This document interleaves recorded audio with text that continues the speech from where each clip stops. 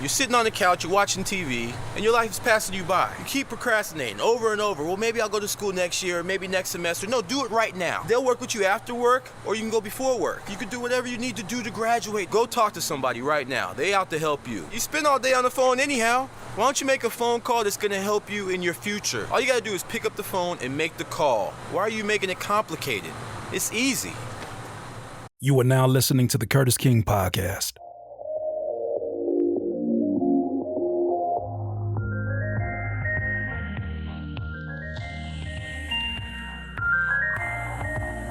What's going on with you rappers and music producers? Welcome to the Curtis King Podcast. It has been a minute since I have seen you. I hope all has been well. My guest today is a gentleman that goes by the name of Tunde. You know Tunde. How would the typical person know? How would they know me? Other than I'm the one that was dating both Pamela Anderson I remember that. and Kim Kardashian at the same time. I'm that guy. That's but crazy. other than that, I know you're going to bring that to the podcast. That's kind of crazy. I tried to keep it on the low. But other than that, let me use your hat. Okay. Oh, yeah. Let me make sure. Click the hat. Cool. What does the hat and do? And then, put it to the Oh, side. it's starting to come to me. And then I told him, get up off the couch. Oh. You only live once, and make a call that's going to change your future. Oh, you starting to come back to you, ain't it? And all that. Yeah. I'm the Everest College Guy. Oh, my God. Everest College Guy. So, good to meet you, by the way, man. It's been a pleasure. It is a pleasure to hang out with you today. I've been following you, and because I like your content and I like your beats, I like your production. But I always like your stuff, and you're really upbeat. You always have a good attitude. You're never really negative. And you're straight up. I appreciate that. And I enjoy your stuff. Man, and as I'm become familiar with Tunde, aside from the Everest College Guy, in my eyes, obviously it's the same human being, but in my eyes, because of the eras that I met you, that's somebody I don't know. Especially after hanging out with you today, I feel like that's a voice that at one point in time that I was like, I promise you, they only playing that commercial in my house. Anytime that I'm not working, and it's only when my grandfather's in the room. Whenever I would not be working on music, I would go in the living room and he's watching all kind of daytime TV. I would have a day off from work, so it was like I had a job. I remember being inside the living room when this commercial came on. Oh, he'd get the grunting, he'd get the You hear him? He said, get off the couch. What you doing right now? I'm in the chair, Grandpa. That don't mean nothing. He said, get off the couch and do something with your life. What you doing other than that music out there? You found a way to cut through the conversation, the noise that was occurring on television at that point in time, and you spoke in a way that wasn't really the norm. How did that come to be? It came to be. It happened, and honestly, it all happened by the grace of God. It's one of those situations where any little minor thing that could have been different, and it wouldn't have happened. Sure. Like there's so many factors. My ex-roommate, homeboy, good friend of mine. He's like one of my favorite Caucasian people. But goes by the name of Adam. I call him Adam Up. Right. I call him Adam Up because when he was my roommate, he had so many different women coming in. I couldn't add him up. But that's a whole nother story. But I love Adam. We will he's get into your different lyricism too, because that was a bar right there. That was a bar, yeah. Congrats, Adam. Adam just had a baby, so I got to say what up to Adam. He's a different dude. Different times. We older now. But anyways, Adam had been on the set, the Everest College set. It consisted of a producer, director, and a cameraman. And then they hired out a PA, production assistant. Okay. Adam had been working it for the whole week. So he wasn't someone who attended the college. No. Did you attend the college at all? Hell no, I didn't. No. If I had attended an Everest College, I couldn't have got paid for none of the commercials. Is that how it works? Yeah, it's a conflict of interest if you not attended, to jump ahead, but yeah. If you attended, you can't collect. All those people that you saw that were former students, they probably bought them lunch. That's what I did for the whole day. Anyways, yeah. I was on this. I took Adam's space. Right. That's what I did the whole day. We went around and interviewed graduates. Yeah. For the most part, the graduates that we interviewed, I remember a couple women. I forget what they were doing, what their certification was in, but they were good interviews. The last interview of the day was in East Mesa, and this is all in Phoenix, Arizona, by the way. Yeah, that's where I'm from. So we had an interview in Mesa. It was the last candidate for the day, and I had a good rapport with the guys the whole day. We're joking and clowning. Good group of guys. We go and interview this guy. He lives in Mesa. It's pretty deep from Phoenix. We go out there. He has a paralegal degree or certification, and he's driving a limo. He's not even using the certification or degree he got from Everest. He's driving a limo. So we go out there, and it's a big waste of time. And you know how production is. That's money. Yeah. They just wasted whatever hundreds, time thousands that you of dollars can never get back to go interview him. And so it was a dud. So we're driving on our way back, and the sun's going down. It's about sunset now. I got there at 8. We did the whole day. And so they're talking about, man, that was a stupid interview. We can't cash in on that. We don't have any usable footage.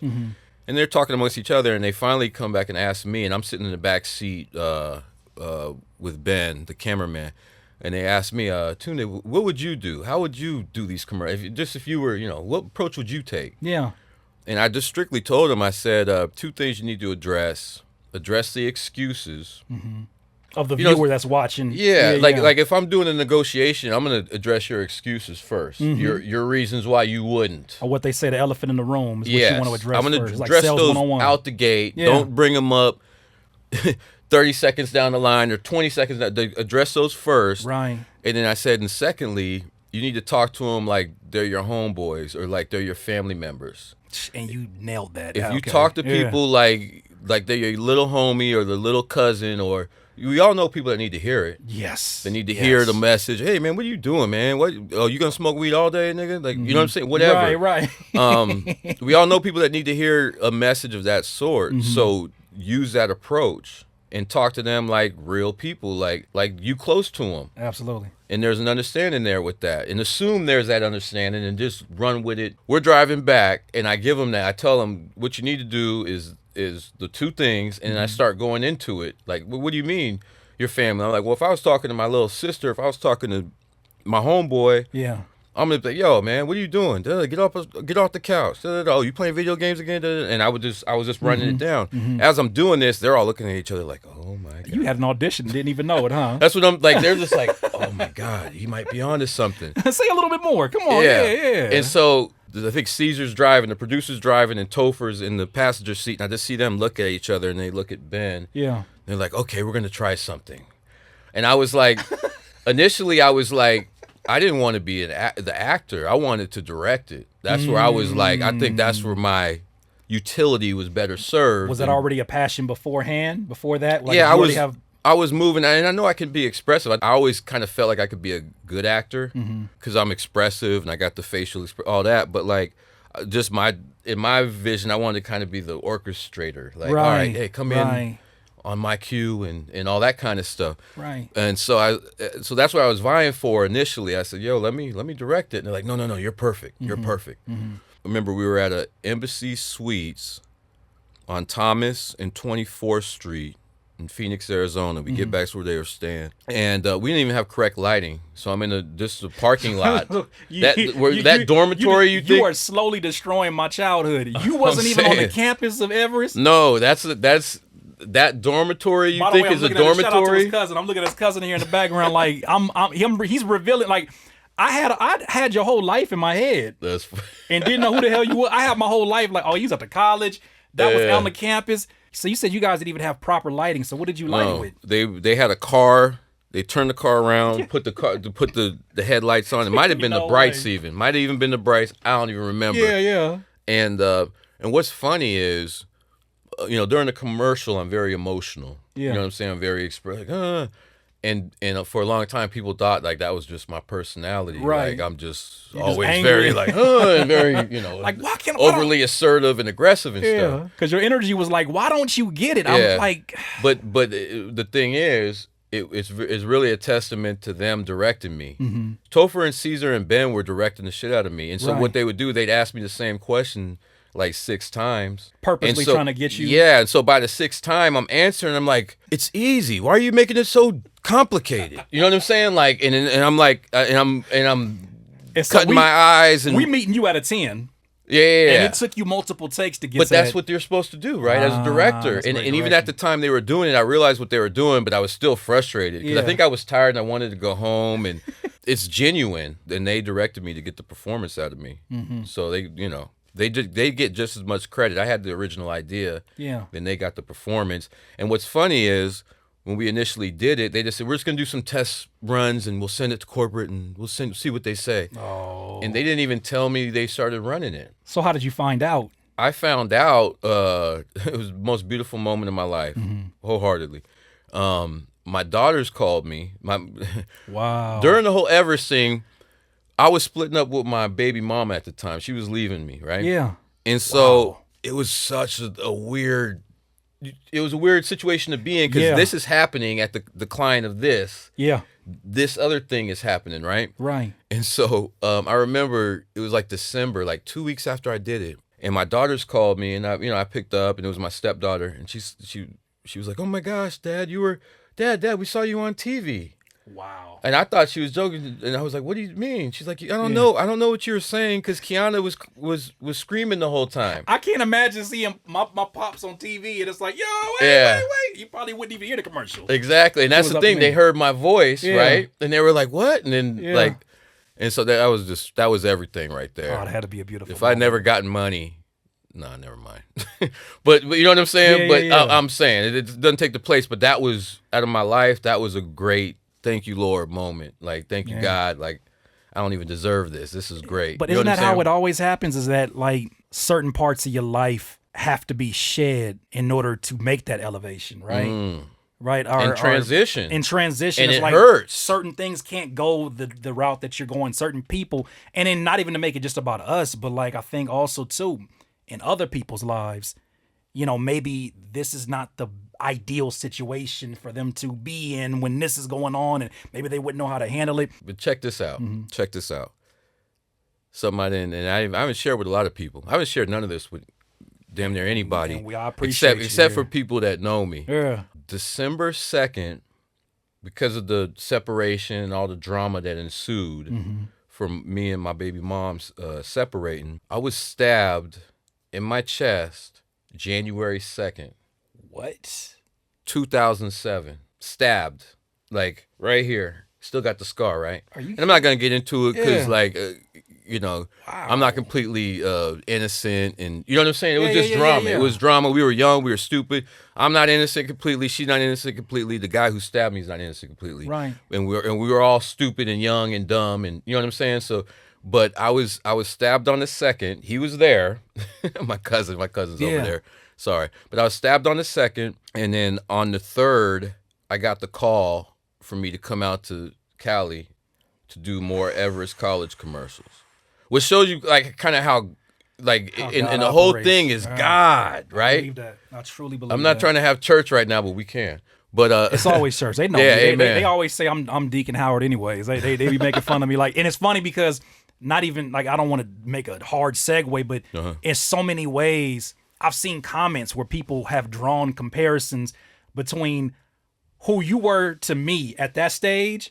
They say I'm that to them as a producer. Man, you always got that dad hat on, yelling at me, telling me I need to drop my music and da-da-da-da. Like, man, you don't even know my situation. But then they know they're that angry because it's true. Yeah. They're defensive, right? And it's a part of the process of, like, accepting, right? At any point when you were doing this, obviously it's an acting gig, but at any point did it kind of click to you that this is about more than just the promotion of this college? Did you see it as a medium for you to motivate people or even to possibly even have an impact on somebody? Not really. It was, I don't know. It happened so quickly. And then, like I said, they paid me more on that day. I when I was PAing and we actually filmed the commercial, I remember Caesar coming up to me like, we're going to pay you more. And I think they paid me like almost like $700 more or something for the day. I was supposed to get 2, or maybe I was supposed to get 2 and they gave me $750 or something. Right. But again, I didn't even know it was going to go there or it was going to, you know what I'm saying? And it just kind of caught me by surprise. Had I known ahead of time, or had I known even the tactic was going to work, I'd have been much more deliberate about things. Yeah. And I damn sure would have been SAG before, you know what I'm saying? We talked a little bit about that off camera, but why was that so impactful not to be a part of SAG? Well, not being SAG, they can pay you they can pay you bullshit. They can just pay you per day, and then no matter what it runs. Honestly, if I would have been SAG, I would have had like flow money Flow from Progressive or Oh, wow. or Do You Hear Me Now, or you know what I'm saying? Yeah. I probably had tens of millions of dollars, as much as Everest ran. Yeah. Like, think about it. Like, in every state, every city, different. Like, it was coast to coast. I kind of shook up how things go. Like, being a PA, coming up with this marketing strategy off the cuff. A lot of people were threatened in terms of, systematically. They have ad agencies that come up with marketing campaigns, and they spend and they pay these ad agencies millions of dollars to do it so. ain't cheap. You know what I'm saying? Yeah. And so me coming in there, I'm interrupting the whole cog going around. You know what I'm saying? Like, wait, hold up, and then they're worried about, wait, why are we paying them if this guy? You know what I'm saying? So there's a lot of higher ups that were like. That were kind of threatened by me. You know what I'm saying? And then, like, wait, hold up. He's writing it all? You came up with all that stuff? And then as I started filming with him, it was funny because they would do stuff. They'd have these meetings, and, I was always mostly part of the meetings. I'm sure they had meetings before they put me in the meetings, obviously.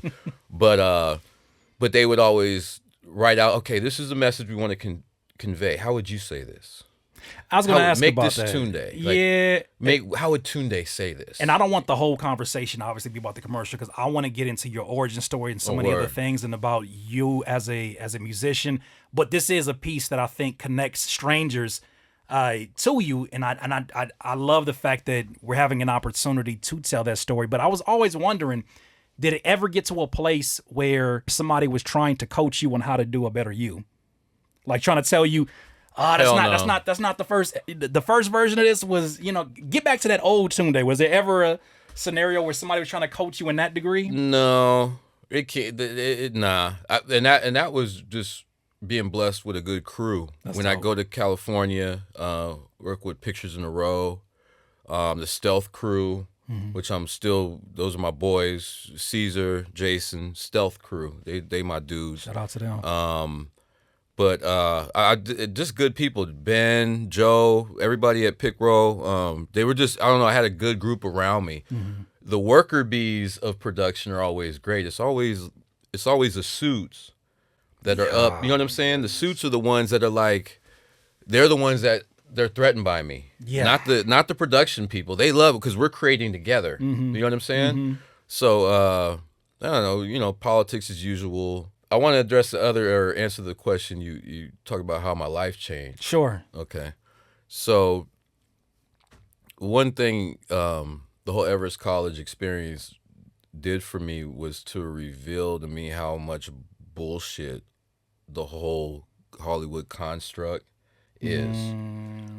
And don't get me wrong, my life changed. It's cool being recognized. And for me, I'm more infamous than famous. Like, famous people, their name, or you can it's at the tip of my tongue. And I noticed you're not, like, when I went to research and try to find more information, I had to type it probably the same way that people who are familiar with you that do research. I had to type in Everest College Guy. Then I was like, okay, what's the name? Then I seen Tunde.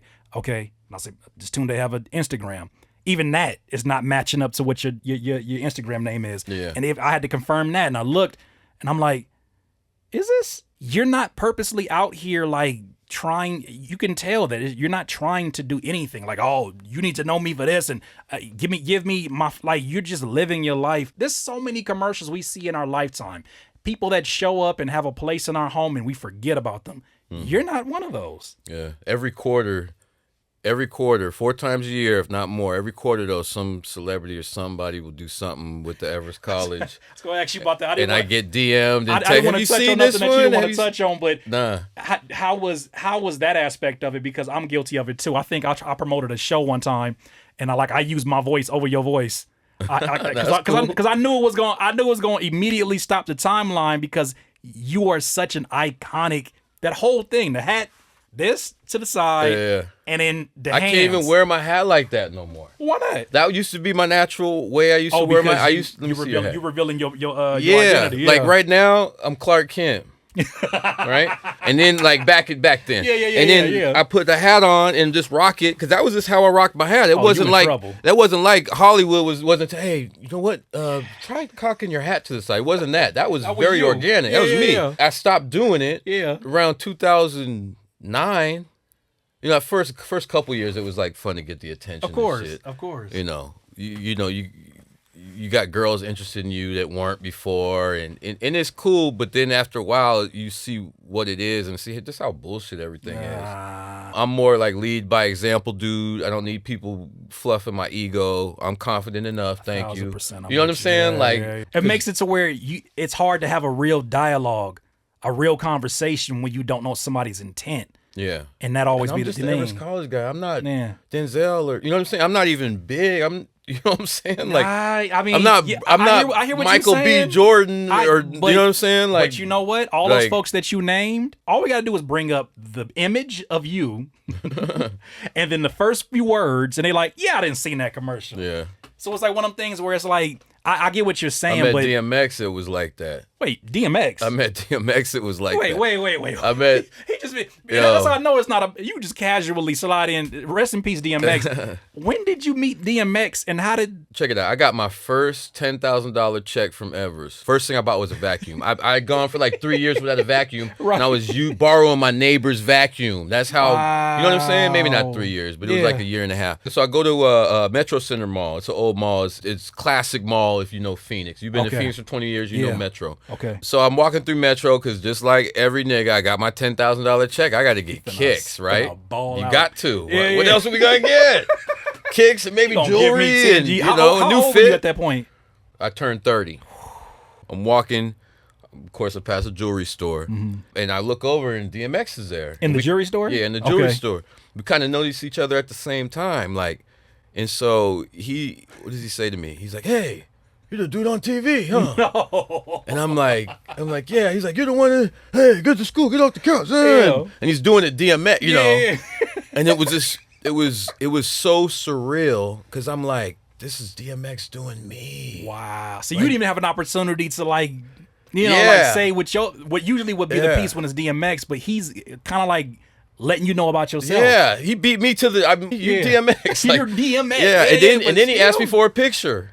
He asked me to take a picture, and I'm like, he's like, "Hey, can I take a picture?" I was like, "Yeah, nigga, I want a picture with you." Like, it was just But- crazy. Like, you know, Did you always grow up in Phoenix? Always grow up in Arizona? Was that I was born in L.A. born in LA? So I Okay. was born in L.A. We lived in the jungle. Moved to Phoenix when I was about 1.5, and then I've been in Phoenix since then. Raised in North Phoenix. It's like a suburb. Okay. Called Paradise Valley. Now there's a Paradise Valley, the city or town of Paradise Valley, and then there's like the school district type. We're in the school district. Okay. Not very diverse. You know, I went to mostly white schools, and it's good and bad. It was like my experience was good and bad. You know, there wasn't a lot of our culture, but I had the kind of parents we would create our own culture. We go so far back where there was so few black people in North Phoenix. My family would do like black family picnics at the park. That's dope. Like That's I had dope. that kind of mom and dad. Like we would To make pass sure out that- flyers Yeah. and call different. You know, we knew fire. all. You know, between my mom and then my aunt Nazla, you know, they were just plugged in to all the families in North Phoenix, and we'd have black family picnics, and that's the kind of family I grew up with amongst white suburban Phoenicians. And what's cool about that is I always had a good sense of self in terms of like I never really wanted to dress like the white people. In the 80s, everyone wore Santa Cruz and OP, and it was real skater. We're real close to Cali, so Okay. very skater influenced, 80s skater influenced. But during the 80s, I was always hip hop. Who were some of your golden age, like at that era where you're like, these are my guys? I liked man. When hip hop was new, you just liked everybody. Yeah. Like, you know what I'm saying? Well, there was like diversity for from you to Curtis like everybody Blow, too, right? Like when whatever was new, man. I remember we Yeah. used to bump the shit out of Rappin' Duke. Like we used to, just because it was something different. Like, oh, okay, and Yeah. like you just digested everything that was hip hop because there wasn't a plethora like there is today. Yeah. So whatever was hip hop, that okay, and I'm gonna listen to this for the next 6 weeks, and then this for the next 6 weeks, and then just every Beat Street, Marley Marr, Melly Mel, like everybody. Yeah. Everybody. LL was the Run DMC were gods. That's the guys. Run DMC were gods, man. People don't understand. I can't imagine living in an era where you're talking about the Run DMCs and you're talking about in the same era as Michael Jackson and Prince, and you're talking about like just that you're living through it, you're in it, and history is literally being made with every single move, even if they don't even recognize it themselves. It feels like a lot of that is lost upon because people are trying to manually create these artificial legendary moments, or they're trying to, just create these moments. Like we had a whole bunch of like mixed conversations about Kanye and trying to make things happen that look iconic, but they're just not the way that it happened. It was like the time period was iconic, politics, things were happening. It just, the whole environment supported that, and the golden era of hip hop organically was organic. You didn't have to force the golden age. Fabricated or and that's what's funny because you can't recreate that, can you? I don't think you want to either. You don't want. Why would you ever want Tupac to have a Twitter account? Can you imagine Tupac with a Twitter account? That's an interesting thought. Right in his there. worst days. I'm gonna start a verse with that. I'm Tupac with Please a do. Twitter. Please, I'm you got my Tupac with a Twitter. I see how dedicated you are on your daily journey up this mountain. How long of a distance is it? First of all, I think it's 2.4. 2.4 miles every day. Up and down. Yeah. I go up Camelback Mountain. It's my favorite. I go up it almost every day. Yeah. At least probably 5 to 6 days a week. I'll go up Camelback. Do it year round. I just love it, man. For me, I believe there's always a price to pay for everything. Yeah. I've done a lot of partying in my youth. You know what I'm saying? In my 20s and 30s, and I sometimes I still hit it hard. Sometimes I like my tequila, man. I'm a tequila and sativa guy. Tequila and sativa. It takes me an hour to go up and down. Yeah. I got my own little regimen. I usually smoke a blunt on my way down. Not a whole blunt. I'll do like a quarter blunt. Like how? I don't. When people tell me that they do that and then go do something extraneous on a physical level, how the hell? How you not winded going up and doing that? No, I am. I'm winded when I go up, and I'm crazy. I'm not even gonna lie to you. I'm nuts. I'm nuts. Like my inner coach is fucking nuts, man. Do you hear the same voice we hear? The Everest College. Yes. Do you? In a lot of ways, I do. In a lot of ways, I do. But like, I'm really hard on myself. Like, I could drink till 1 in the morning, and I'll wake up at 5 and go do the mountain. That's what? You know what I'm saying? Like what? Easy. Like, but again, like I only drink tequila, and then when I do the mountain, check it out. Like I said, I'm really hard on myself. When I do the mountain, I never take water. I've never taken water. I only took water when I went up with my daughter. Every time I went up, took Cindy up there, I took a canteen for her. Why don't you take? I don't take water. Just because I'm just conditioned to it. I don't need to. And I like pushing my body a little bit. Yeah. And I've been doing it for 10, 12 years, so it ain't no thing. But I never drink water, never bring water. Oh, so I don't stretch. This is my thing. I park, I get out of my car. I used to smoke before as I'm going up, but now I like being at the top, and then I'll blaze a blunt. And as I'm walking down. Kind of like a victory blunt at that point. Exactly. You're kind of like, all right, cool. But it's one of the best. You know what it is? It's just I like cardio. Yeah. And I get my hour of cardio. And then, honestly, I think the one thing missing from people, more than diet, don't get me wrong, you doing the vegan thing. I like pescatarian. Pescatarian, yeah. But more than diet, I think is movement and exercise. And so, like my 1 hour of cardio, it just kind of resets my body. I feel great afterwards. It's so lost. Like people, that's why I stopped sharing when I work out on Instagram. Cause soon as I talk about I'm in the gym, like it'd be like these, these musclehead ass coming to my DM talking about you're doing it all wrong. Like you don't even know what the goal is. You didn't even ask me what the goal is. You're doing it all wrong, Curtis. You should come to me and I can tell you how to really lose weight. Like how you even know what my goal is? Maybe I'm going here so I don't go off on assholes like you in my DM because I need somewhere to get this energy out of my system. You don't know what the goal is. But they'll tell you, oh, that's the hard way to lose weight. What makes you think I want the easy way? I appreciate those that want to reach out to help, and I'm sure there's folks who, after this interview will probably tell you, man, there's reasons you need to hydrate your body, and it's like, oh yeah, I get it. This is not your experience. But I've been doing it how I do it, and the workout that I do daily would kill most of y'all. Like if you did it how I do it, yeah. If you did it, go up Camelback up and down in under an hour. and see if it don't kill you. It's a personal thing. Yeah. Problem is, too many people are so pretentious about working out. Yeah.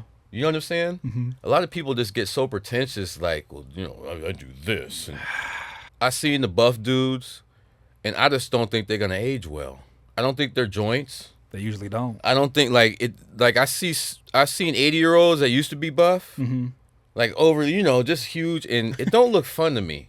It don't. So my whole thing is about practical muscle building through just practical use. Yeah. You build it up how you use it. That's just, for me, the maintenance is a daily thing. If I know if I can do camelback and I feel good, and I do feel good, I wake up, I don't feel like, ugh.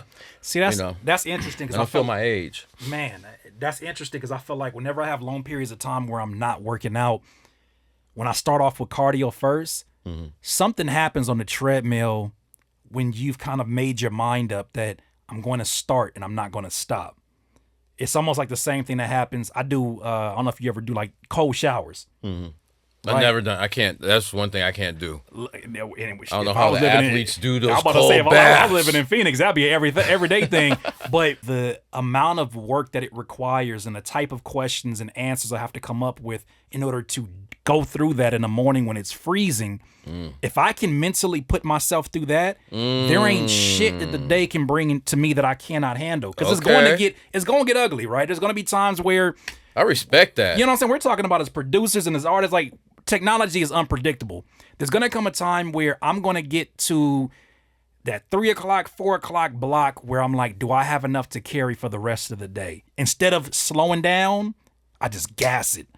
Whatever that is, it's the same thing in the shower when I'm like, all right, this is enough. This is enough. This is enough. What about if you get pneumonia? No.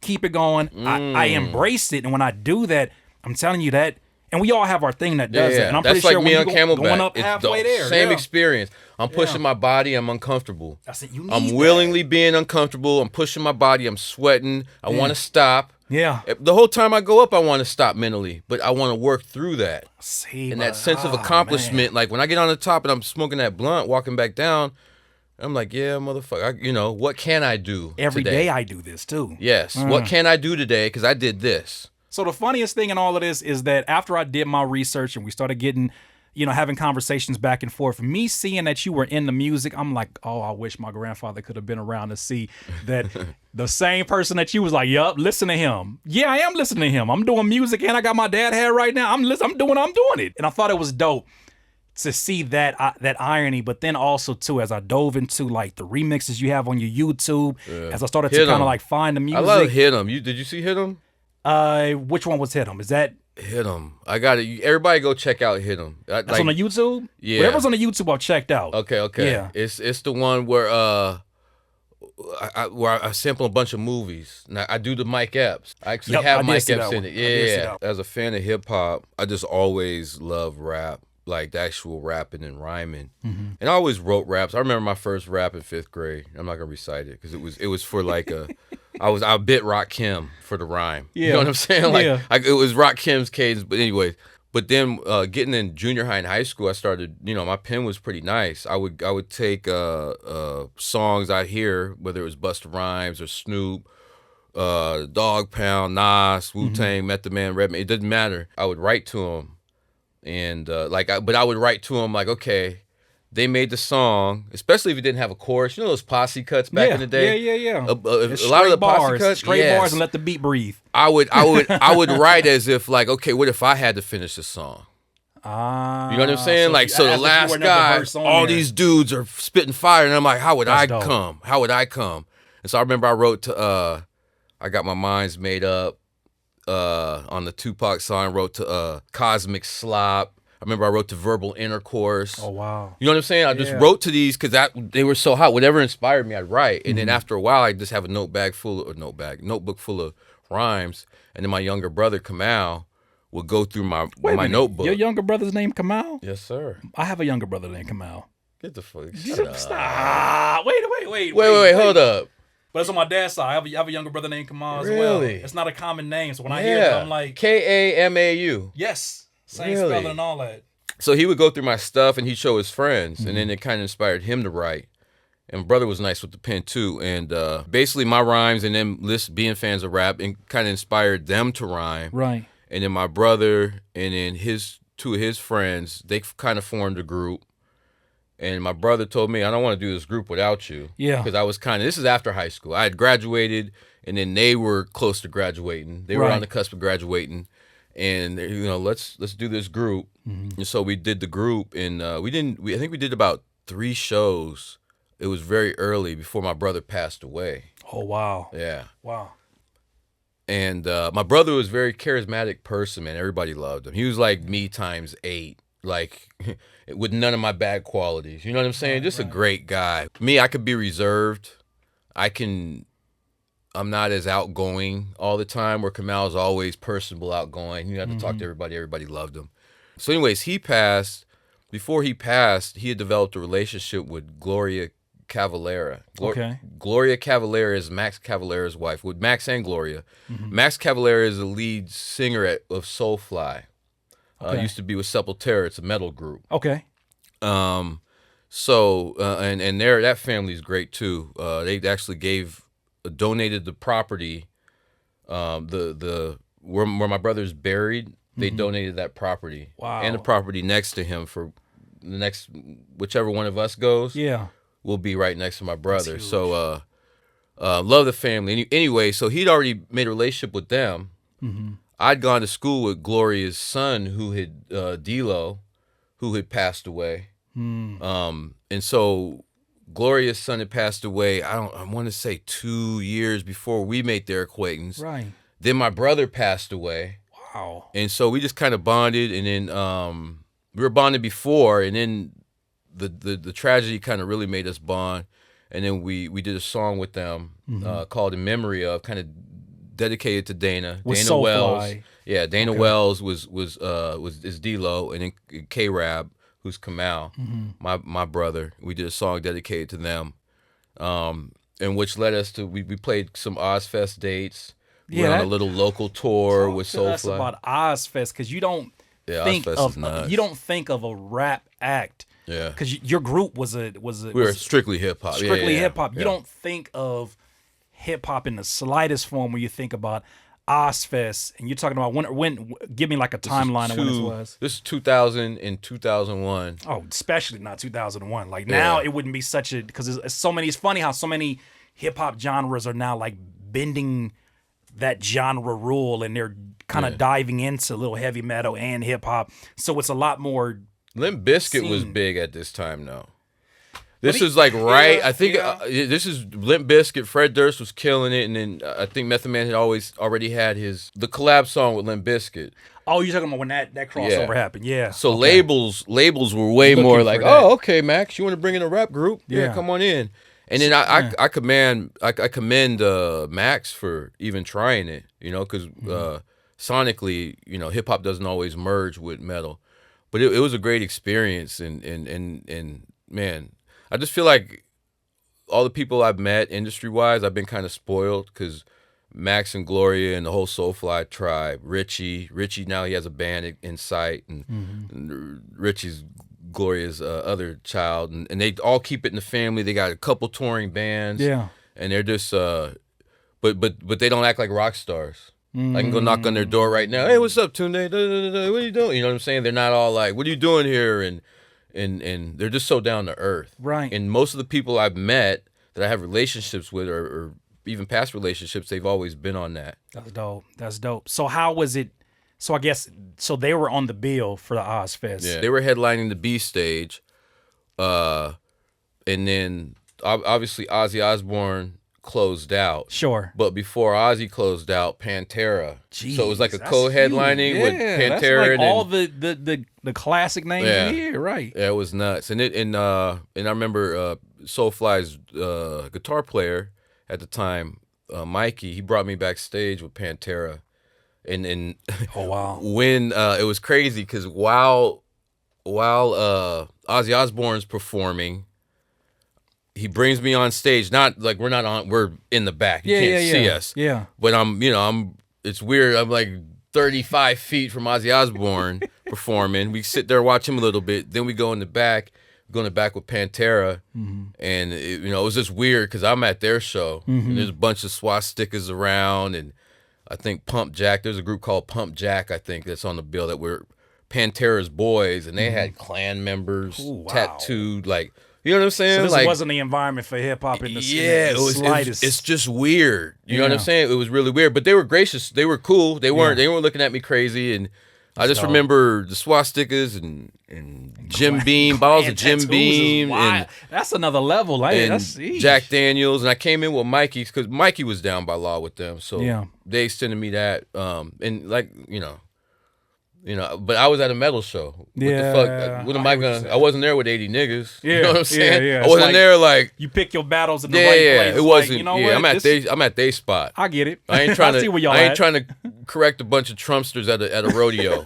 You know what I'm saying? Like in Texas. This may not be the most open audience to hearing. Trying to wake them up, trying to woke them up, right? Might not be today. It might not be today. Yeah. No, I get that. But you guys opened up for Wu-Tang at one point in time, like at the height. Yeah, 2000. 2000 that's prime Wu-Tang years right there. We opened for him in in August. It was August 2000 August, and my daughter was born in July, so my daughter was like less than a month old. I remember, right, or maybe 5 weeks old or something. Right. But yeah, that was, I think, what's funny about my life specifically is I just think God's let me taste a couple things. I've been in championship basketball games. Right. We didn't win the championship. It was my senior year. Mike and them came back the next year and won. But we played at America West Arena, what was then America West Arena. Yeah. I don't know what the fuck it's called now. It keeps changing. But Kevin Johnson came to see us play. KJ, like, that's a name I haven't heard in years. Sons were in the attendance watching us play, right? Mostly because of Bibby and his name. And boom, I tasted, in terms of rapping, and I tasted that a little bit. Okay, acting, boom. Obviously, I tasted that a little bit, and But the thing about that was, it was my idea. You know what I'm saying? It wasn't like I was just an actor plugged in. Right. I just happened to be I just happened to get this acting role because it was my idea, and I demonstrate. I'll tell you what, the whole Everest thing is both flattering and humbling. It's cool being that dude for a minute, but then after a while you just see it's bullshit. I got to wipe my ass the same way everybody else does, and I might have skipped a couple lines in Hollywood. You know what I'm saying? Right. For those 2 years, oh my God, you hit me, come up here, and all that shit. Right. But other than that, I've done my, early on, I would almost kind of use the Everest, as an extra incentive. Yeah, I mean, if you already wanted the penis, by the way. So I wonder, as you now kind of view that from this vantage point, after experiencing so much of that and still having so much more that you're going to do, what do you see clear that you don't think that you saw as clearly then about you? Because you're the variable that across all that stuff. Yeah. I not the variable, the consistency, I should say, across all that stuff. Everest was a gift and a curse. Not a curse, but it puts stuff in perspective. It's very humbling after, say you make a company $1 billion. Okay. My idea, in all practicality, made Everest probably over $1 billion. Not easily. Like my idea. Yeah. Not this collective. You know what I'm saying? And yeah, it was developed collectively. But it came right here. And then from this mine, this company is profiting billions of dollars. I don't have $1 million, personally. You dig what I'm saying? And I don't take it as bad. I number one, I've never been motivated by money. And I really, the whole camel through an eye of a needle versus a rich man in heaven, it sits with me, and I take it serious. Yeah. And I don't think none of us are above it.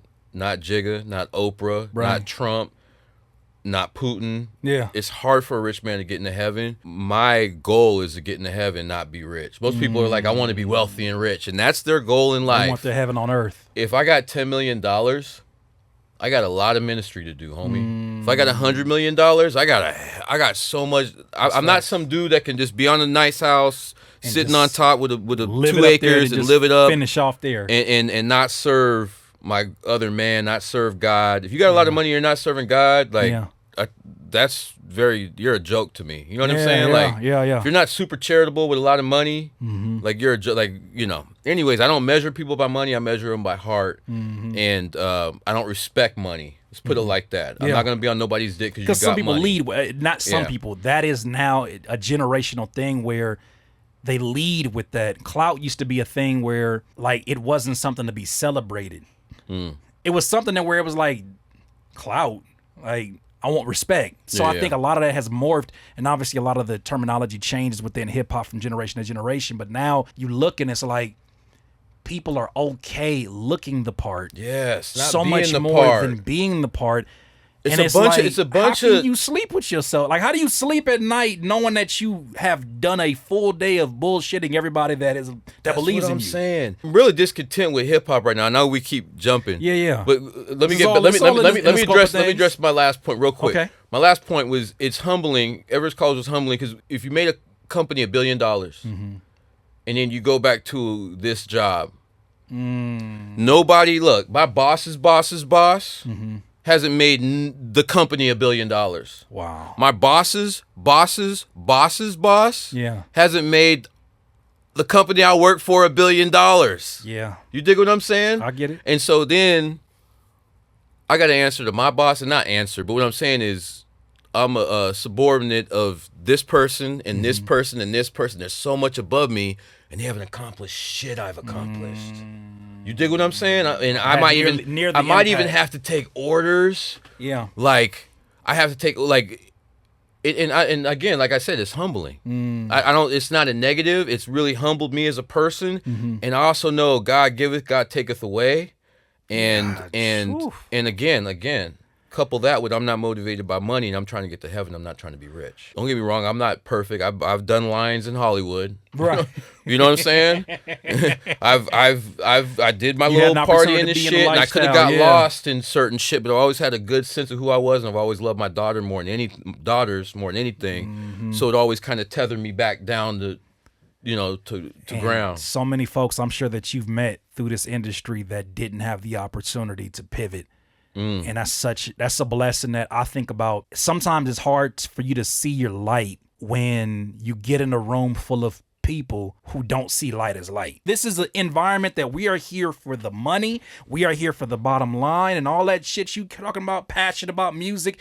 That don't get the bottom. And they it see took me you getting as a away. threat. They see you, and this is, I think, this is another reason why they don't want. I don't like the folks industry us for in those it. same Come on reasons. now. It's the same Now, thing. I want to kind of bring everything full circle, and I definitely want to, if you have any other thoughts that you wanted to share with the audience, one thing I definitely want to get from you, if you had an opportunity to talk to those very same folks who are now older, probably my age, and update the message for something that you're seeing from this generation that obviously you've been a voice for, what would you update, if anything, and what would you say to them?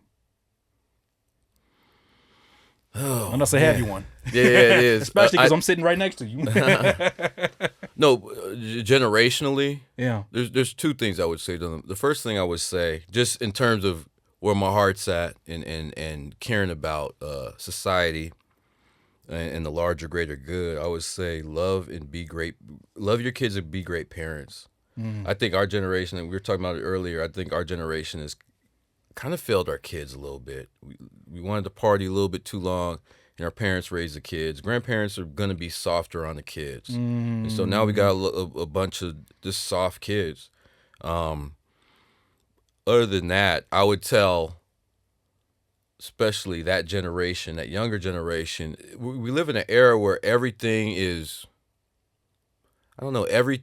justified by attention and likes and follows. Everything's justified by money.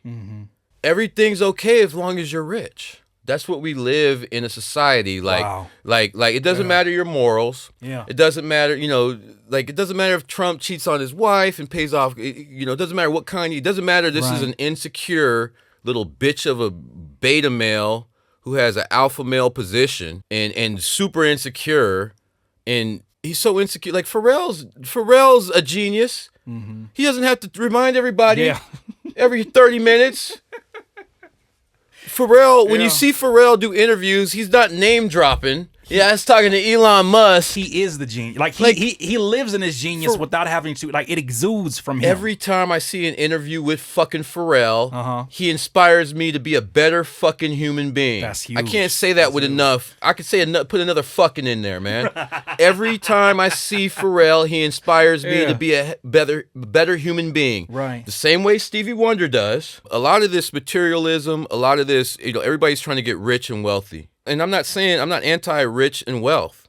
What are you doing with it? Yeah. If you're not serving God with it, it's just a distraction. Yeah. Because your soul is so much bigger. You know what I'm saying? That's the only thing that you get to. Then indulgence. A lot of times people want to be rich so they can indulge. And a lot of the indulgence is sin. Like a lot of people want to be wealthy and rich to indulge. I understand comfort. We all want to be comfort. Sure. But you got to be uncomfortable to be comfortable too. It's a balance. It's kind of why I go up camelback. I'm uncomfortable. Yeah. You know? And the irony on that is that when you get to a level, and get too comfortable, that's when you're the most susceptible to losing that shit. True. Because now you're in a position where you think you can't be touched or nothing can happen, and you take a risk that put the whole Reckless thing there. risk. Reckless risk, arrogant risk. They're like, man, I'm making money. I'm still the dude. That's him. I mean, and honestly, that's a lot of folks. And shout out to J. Cole because he made a song about this called 1985, where he's talking about so much of this generation is they think they're gonna be making money forever, so they spend it like it's going nowhere. And a year from that time, all of a sudden they're not getting the same shows, they're not getting the same looks, the same $30,000 walkthroughs. And they've spent all of that money away, and it's like they have nothing to show for it. And if that's not recognized, and we keep celebrating the same shit without being called on it, it's never going to change. So much of social media I've had issues with in terms of how do you amplify a voice of authenticity in an environment where authenticity is not always celebrated or understood, or where it's demonized in a lot of places. There's so much dissent that no matter what opinion you give, people have a reason. Somebody there wanting to play devil's advocate or just get under your skin. That's why I don't play the game. I just try to lead by example. Yeah. That's why and honestly, I could have, this is not no ego thing, but I could have shared this with, any platform. I could have, the last 15 years, it's been 15 years, I could have shared.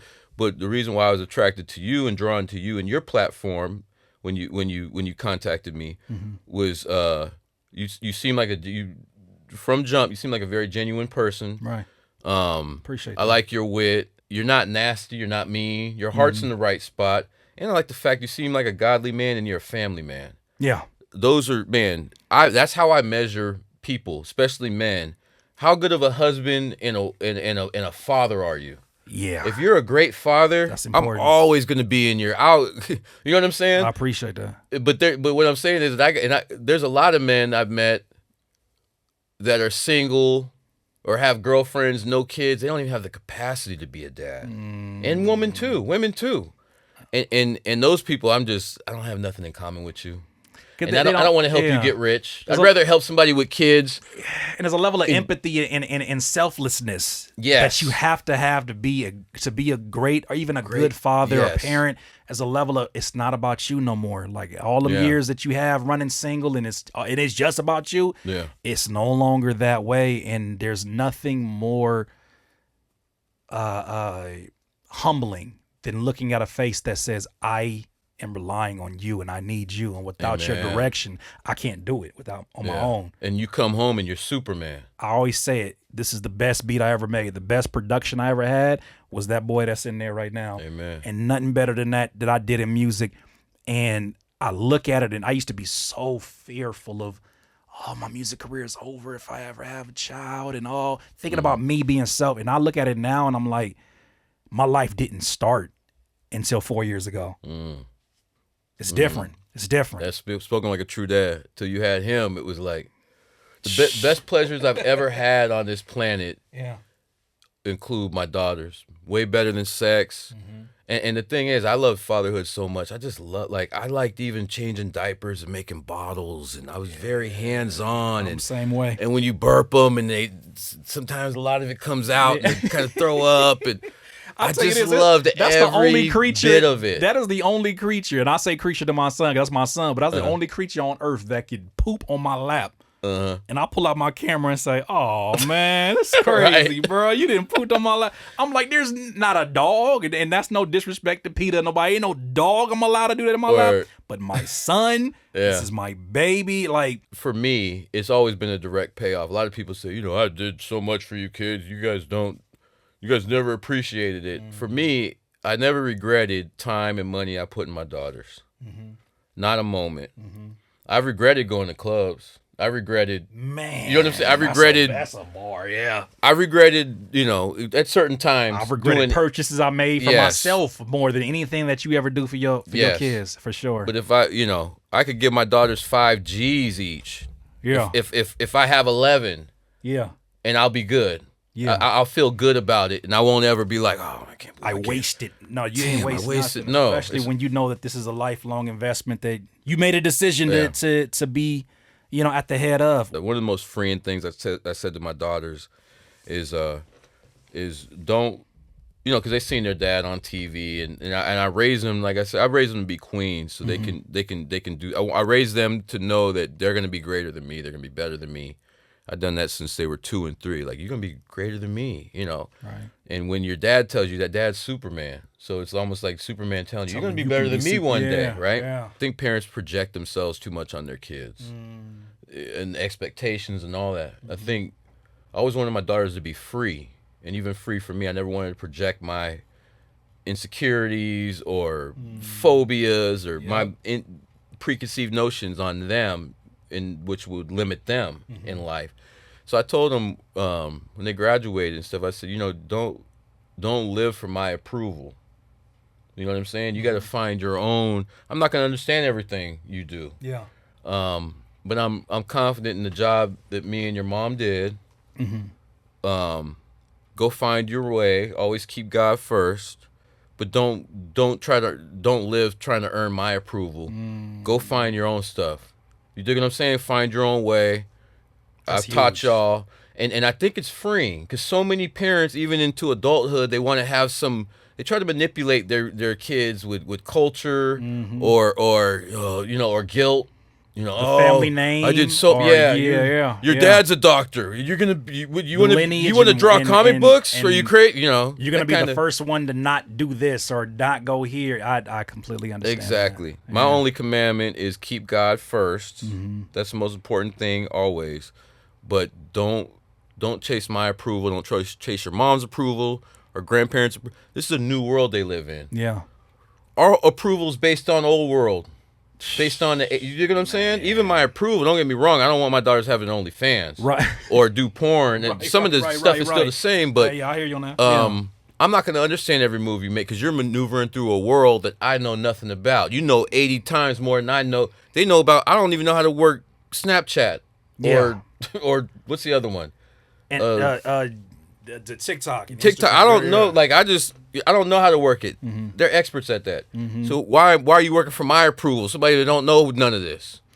And I think a lot of parents are out of touch with that kind of approach. My pops, it was a little bit of a challenge for him to understand, because he's from like a more collegiate background. He has his doctorate, graduated from USC and all of that stuff. Okay. So like, brother, that's what's crazy. up, man. It's like shout out to your pops. I've never met you, sir, but overachieving. I am, man. Yeah, and it's black men overachieving. I like that. It's amazing to see, and even like I have cousins that have done the same, and it's like you got pressure on you. There is pressure. There is pressure because it's the whole time. Because you know when those and I've talked to him, and it's funny because we have such a we have a better relationship now in our older years than when I was younger, because there was that, more so rebellion on my end that was like, no, I'm going to do this music and I'm going to prove to you that I'm meant to do this. And it was pushback, but I understand him so much more. It makes me like more empathetic for him, because now as I have to hold it down as a pops, as a husband, I understand the pressure from a different point of view. I just want to say thank you. First and foremost, for coming on out here and allowing my platform to share your story, because from what I'm hearing about you, I don't want to disclose anything out there, but it seems like a lot of folks in a very ironic timing are recognizing your iconic impact on this culture. and are finding ways to bring that back to the forefront. Yeah. And the timing just feels weird. divine. Yeah. You said it feels weird though. Yeah, huh? my homegirl messaged me, DM me on Instagram on some like, man, you're forever part of the culture. I think was it Adrian Broner? Yeah, the boxer. Yeah. He word for word did the whole first commercial. And so I kept getting, people were sending it to me. That's nuts. But like once a quarter, man. Every year for 15 years, at least once a quarter, somebody will make reference to it, or somebody who's big, like, remember this commercial? Right. And then I'll get a bunch of messages. And so it's cool it stayed around. But when she told me that, you're forever part of the culture, I was like, damn, that's kind of, I don't think of stuff in terms like that. Yeah. God can take you out and take away second. everything you've done in the blink of an eye if you're not right. So, but it's still it feels good. Yeah. And I get a kick out of everybody from Mike Epps, everybody who does their renditions nuts. of my stuff. Because he in the actually commercials. sat down and said, this is a part of the material that I know my audience will recognize. Yeah, That's huge. That is like, crazy. To make that conscious, like, I know we don't think that deeply because it's us involved when these things happen, but it's like for somebody like him on that level of comedian to say, as he's writing it, I'm sure he asked the question, I know this, will they get this? Don't even think twice. He tells it and they know exactly. Everybody's cracking up. I mean, I'm sure it's probably like a lot of anxiety maybe of when you're hearing about it, like when you heard when I heard I remember somebody told me before it actually came out, the Mike Epps stand-up came out, somebody told me, oh, by the way, Mike Epps is going to, Mike Epps is clowning you in his new thing. So for 2 days, oh man, I was shook. Mike, you had me shook, because Mike Epps, he could clown somebody. And so, like I didn't. Why you choose me of all people right now, man? The Everest College Guy is a public guy. Like the cartoon, the commercial is public. Yeah. I'm not a public person, Right. so I'm not even on your timeline. my heart. As soon as I heard it, my heart was like, dum, dum. Yeah. And then I saw it, and I'm like, oh man, hold up. He doesn't know me personally. He's just talking about the guy. Just, Like, And then every time he came to town, like the next 3 or 4 times Mike Epps came to town. I had different friends take me to the show because they wanted to be seen with me. You know what I'm saying? Right. Maybe Michael say something. Yeah. Maybe Michael maybe he'll do the rendition. Yeah. And That's crazy. and every time I met, I would meet him after the show. He was a cool guy. He's I got a picture of him and Isaiah Ryder. We were all at the same show. I know I grew up with Isaiah Ryder's wife. You talking about The Isaiah dunk. Ryder? Yeah. I mean, J.R. Ryder. J.R. Ryder, J.R. Ryder. Yeah, I remember J.R. Ryder. He has some Laker years too. Yeah. Where can folks find your music, and where's a good place if they want to reach out to you to do some music, or even like just to follow your journey with the fitness and everything that you're doing? Find me on Instagram, Baba Blunte. My name, full name. We all got African names, obviously. Full name is Baba Tunde, so I flipped that to Baba Blunte. I remember somebody was clowning me. Rashad, my homeboy, my cousin Rashad was clowning me one time. You got that cousin that's not a cousin. Right. But you grow up like, you're my cousin. That's my cousin, yeah. Nasheed's brother Rashad, I remember one time we were all clowning each other. We were real young, and he called me Baba Blunte. And I just liked it. Yeah. And then so I'm Baba Blunte on Instagram. I think Baba Blunte on YouTube. Ed Nut, EDNUT, Tunde backwards, EDNUT. Okay. On Facebook, I know nobody has. I'm showing my age because I say Facebook. Nobody has a Facebook. There's some folks in my audience got Is it? Facebook. Okay. Ain't nothing you got to. They old on and Facebook dusty. right now. They on there right now, like looking you up, like Ed Nut with 2 T's or is just 1 T. Okay, cool. Thank you so much for being Yeah, here. man. Greatly Thank you for appreciate having it. God bless you, brother. God bless you as well. So King. Come on, man. I'm just gonna call him because I can. Hey, what's up, King? I appreciate it. I made a. Speaking of that, I made a. This is my new thing. I try to leave black women. I try to if I'm engaging with a black woman, I try to address her as queen. Okay. Or when I go up the mountain, I'm like, hey, good morning, queen. It's Yeah. like a group of them, whatever. And whenever I see a black man with his family, especially, I try to address him as king, but I'll do it so that his wife and his kids could hear it. me giving him that respect. Yeah. You know what I'm saying? Just something to throw out there on Some seeds that on the plant. pro-blackness level. Look, come on now. You know, don't have upliftment, to you know. end on that though. Come on now. You shouldn't be no surprises here. Well, I love it. I'm glad that we're able to have the full body of conversation and be able to tell a story. Let me just say thank you to those of you that have been listening, whether you're listening from work or from school. I greatly appreciate you. Just here to say the Curtis King podcast is back, season 3. Y'all have a good one. In this life, you will not be full of life until you decide to live life to its fullest. Once again, it's Curtis King of the Curtis King podcast. You're on the phone all day anyhow. You on the phone? You're on the phone all day anyhow. You might as well check out Curtis. You know? You know what I'm saying? You on the internet anyways. You might as well make a decision that can appreciate you. Hey, All God right? bless. God Same. bless people. Peace.